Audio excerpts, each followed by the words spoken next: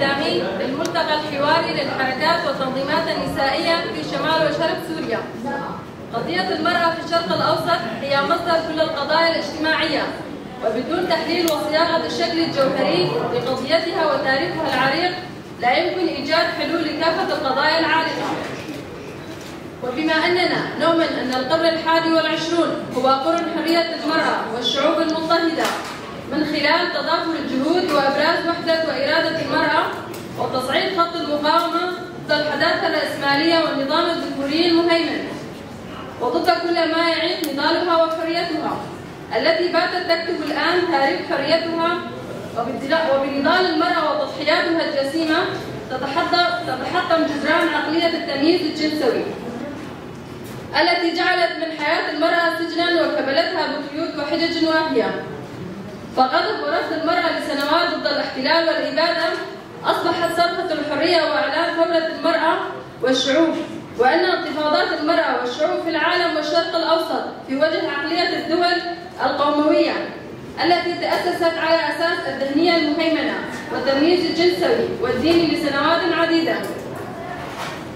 لذا ردا على هذه الإبادات عملت التنظيمات والحركات النسائية في شمال وشرق سوريا على عقد الملتقى الحواري تحت شعار ردا على إبادة المرأة نبني حياة حرة في مدينة الرقة السورية بتاريخ 7/8/2023 بحضور 129 امرأة من كافة التنظيمات والحركات النسائية.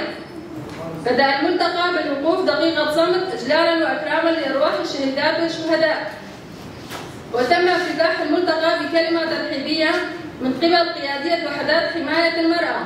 وتضمن الملتقى 4 محاور، وهي المحور الأول بعنوان إبادة المرأة على مستوى العالم، المحور الثاني بعنوان إبادة المرأة في الشرق الأوسط، المحور الثالث بعنوان إبادة ومقاومة النساء اليزيديات، المحور الرابع تقديم الحلول من قبل الحركات والتنظيمات النسائية ضد كافة الانتهاكات بحق المرأة. وبناء على ذلك وفي ختام الملتقى تم التوافق على المخرجات والتوصيات التالية: العمل على نضال من أجل تحقيق الحرية الجسدية للقائد عبد الله أوجلان ورفع العزلة المفروضة، مناهضة العنف والاستغلال والتمييز الممارس ضد المرأة من خلال بناء عائلة ديمقراطية ومجتمع يسوده العدل والمساواة، العمل على توعية المرأة من مخاطر الحرب الخاصة التي تمارس عليها من خلال مواقع التواصل الاجتماعي، العمل على نشر وترسيخ مفهوم شعار المرأة الحياة الحرية. يجب أن يكون يوم 3/آب يوما للاعتراف بحقوق اليزيديين وثقافاتهم من خلال محاسبة تنظيم داعش الإرهابي من قبل محاكم الإدارة الذاتية وبدعم من المجتمع الدولي والدول الضامنة. تعتبر قضية المرأة من القضايا الاجتماعية العالقة، وأن لم يتم تحليلها بالشكل الصحيح لا يمكن حل باقي القضايا.